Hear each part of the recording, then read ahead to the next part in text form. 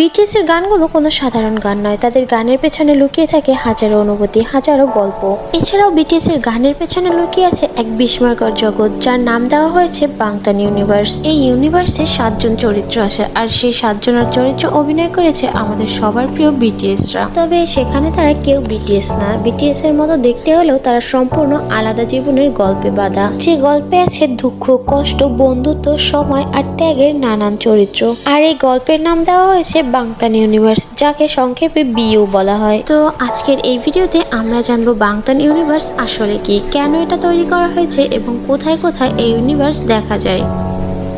তো আমরা প্রথমেই জানবো এই বাংতান ইউনিভার্স আসলে কি।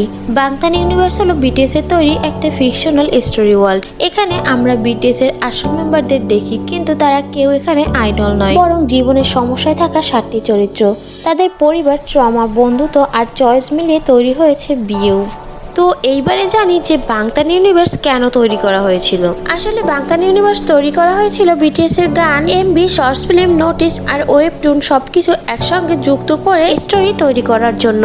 তো এই বাংতান ইউনিভার্স কোথায় কোথায় দেখা যায়? অ্যাকচুয়ালি বাংতান ইউনিভার্স দেখা যায় মিউজিক ভিডিওতে, শর্টস ফিল্মে, হাইলাইট রিলসে, এইচ নোটসে, এমনকি ওয়েবটুনেও পাওয়া যায়। মানে বিটিএস জগৎটাও গানের বাইরে আরো অনেক বড়। তবে বাংতান ইউনিভার্স কিন্তু অনেক রহস্যময়। কিন্তু এই রহস্যময় হওয়ার কারণ কি? কারণ বাংতান ইউনিভার্স গল্পের টাইমলাইন গুলো সরাসরি দেওয়া হয়নি, আর এই গল্পে সিম্বল দিয়ে ইঙ্গিত দেওয়া হয়েছে, কালার্স দিয়ে অনুভূতি বোঝানো হয়েছে, আর ঘটনাগুলো একদম পাজলের টুকরোর মতো ছড়িয়ে ছিটিয়ে রাখা হয়েছে। এই গল্পের ভিডিওতে টাইমলাইন সরাসরি ক্রোনোলজিক্যাল আসে না, সিনের মাঝে হিন্টস থাকে এবং কালার্স, অবজেক্ট, সিম্বল দিয়ে এই গল্পের কাহিনীটা বোঝানো হয়। তবে বাংতান ইউনিভার্সের সবচেয়ে রহস্যময় বিষয় হলো টাইম ট্রাভেল কনসেপ্ট। এই গল্পে কিছু চরিত্র আছে যারা চেষ্টার মাধ্যমে সময় পরিবর্তন করতে চায়, অতীত বদলাতে চায়, যাতে তাদের অন্য বন্ধুদের মৃত্যু বা কষ্টের ঘটনাগুলো আটকাতে পারে। আর ফ্যানরা বাংতান ইউনিভার্স দেখে থিওরি বানায়, যেমন কোন সিন আগে ঘটেছে, কোন ক্যারেক্টারের ডিসিশন কি বদলাতে পেরেছে।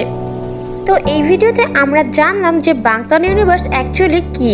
আর তোমরা যদি চাও বাংতান ইউনিভার্স কোন এমভি থেকে শুরু করা হয়েছিল বা কোন চরিত্রগুলো কেমন ছিল এটা নিয়ে আমি ভিডিও বানাই, তাহলে অবশ্যই কমেন্ট বক্সে বলে যেও। তো আজকের ভিডিও এই পর্যন্ত। ভালো লাগলে ভিডিওটাতে একটা লাইক দিয়ে চ্যানেলটা সাবস্ক্রাইব করে দিও। আর অবশ্যই হ্যাঁ, যদি জানতে চাও তাহলে কমেন্ট বক্সে সবাই বলে যেও।